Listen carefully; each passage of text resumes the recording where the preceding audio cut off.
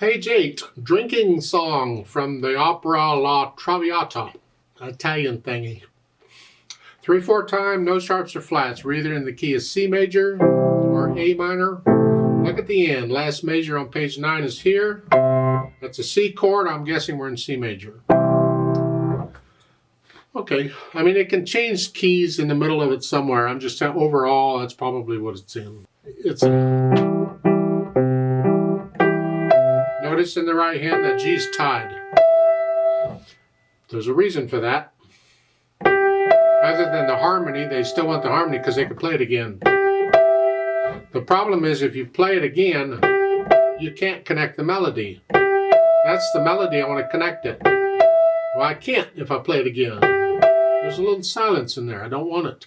So it's tied. I like that idea very much. Yeah, when I run across arrangements in piano that have this sort of thing in them, and they don't tie the note, I usually tie it anyway because I want to connect the melody, and it's the only way to do it without using the pedal.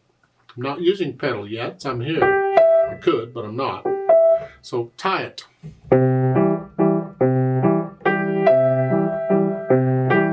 Fourth finger, third finger. Those two little notes, I'll come back to them later. Just and the grace note, I'll come back to it later. So it's a 2 and then a 3. Last line on page 8. They don't need a natural sign in front of the C. It's a natural anyway. But they just had a C sharp in the measure before, and they're just telling you, be sure and play a natural here. They're helping you out. It's fine. No harm in it. It just technically isn't necessary. It's a natural.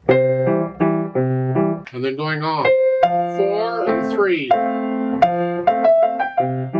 3, 4, 3.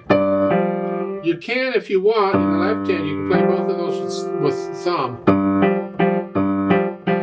Or, depends on how big your hands are. I do that quite a bit. And then third finger here in the second line.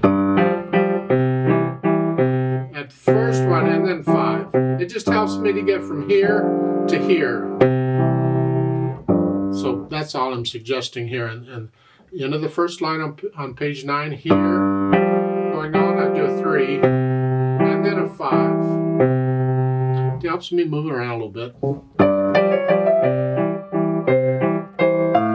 Now this is an A here. If you play fourth finger in the right hand, you need third finger on it, so do third finger eventually. Here's a B natural, never mind what it sounds like, that's it. Here, D sharp. 2, 3. It's a 5/7 chord.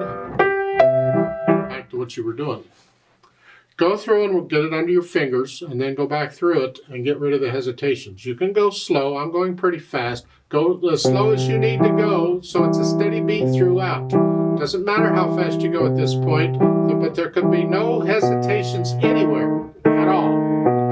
No matter what your hands are doing, the beat needs to be steady. As far as articulation goes, you have a few staccatos and accents and slurs, but it's these little ornaments they've added in. Second line, 2 appoggiatures. They're 2 little notes, and in this case, I'm going to suggest you play these before the beat. So those are together. They're like 2 little 16th notes. So it's like an 8th note, 2 16th notes. Have to be careful on that because a lot of times appoggiatures like that are actually played on the beat too. It's just in this piece, I think it sounds better if they're before the beat. Well, you can hear recordings of play and see how they are. I think they play it before the beat. And that's the grace note. I still play the grace notes on the beat, but you can do them before. So that's together. But I play them on the beat.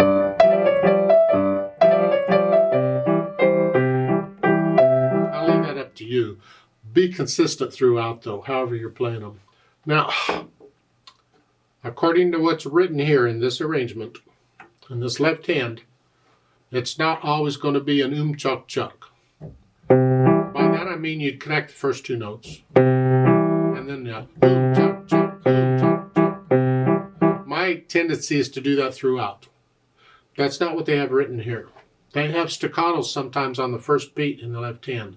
Look at the third line down, or actually it's the second line down, last measure. You have here staccato. So you don't have that all the time. You're going along with what the right hand is doing. If the right hand has a staccato, the left hand did it too. At the last two measures of the second line, you're here.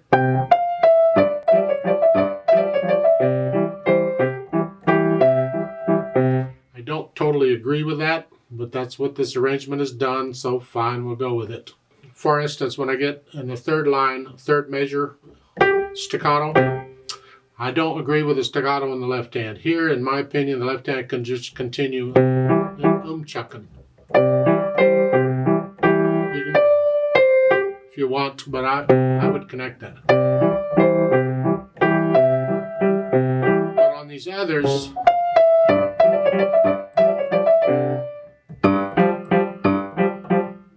maybe they do that to make it easier for you, so both hands are doing the same, I don't know. But if that's what you want to do, fine, go with it. You get some more of that on page 5. Then at the end, and again, I don't agree with this either, they've got accents, play them a little louder, and they've got sforzandos on both of those. A sforzando is a major accent. It's the loudest accent there is, really. I disagree on piano. Other instruments are different, but on piano, I don't see any reason to have an accent sign on a sforzando note. Just play it louder. That's it. You don't need both. So in my opinion, you don't need the accents on the last two chords. Just play the sforzandos and the staccatos. Yeah.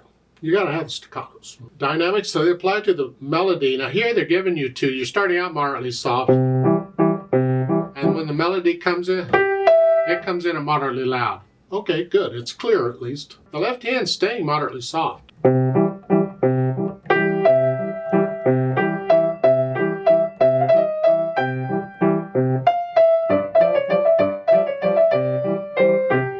You don't get any other dynamics until the last two lines on page 9. Toward the end of the last line, you got a crescendo here and an accent.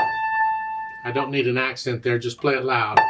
And you're ending it loud with a sforzando makes it very loud. Okay, now, you're not going to play the whole thing right at moderately loud. Yeah.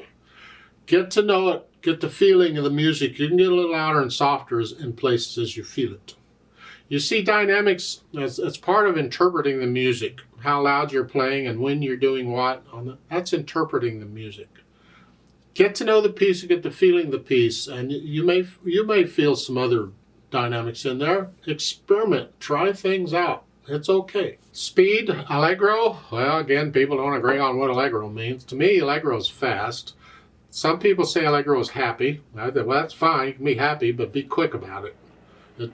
You'll find recordings of this. I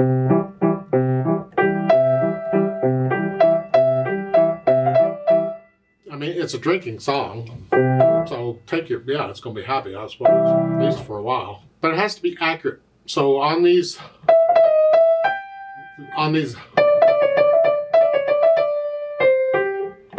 however fast you can play those accurately, don't go beyond it. Now, as far as the pedal goes, you don't need pedal on this. You can do just fine without. But they've added pedal. All right, we'll do pedal. It's overlapping pedal, but not all the way through. Don't pedal anywhere they're not telling you to pedal. And there's a couple spots where I think maybe we need to take the pedal out. Yeah. Now at the beginning, it's here. I want to hear that chuck, chuck,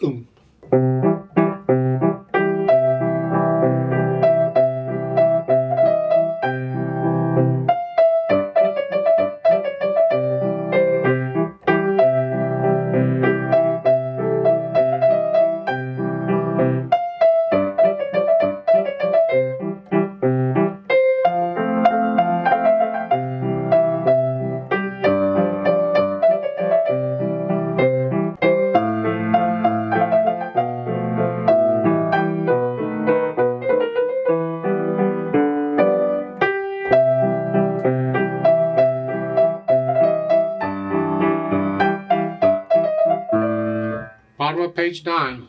Here. I don't pedal those. They say pedal each one.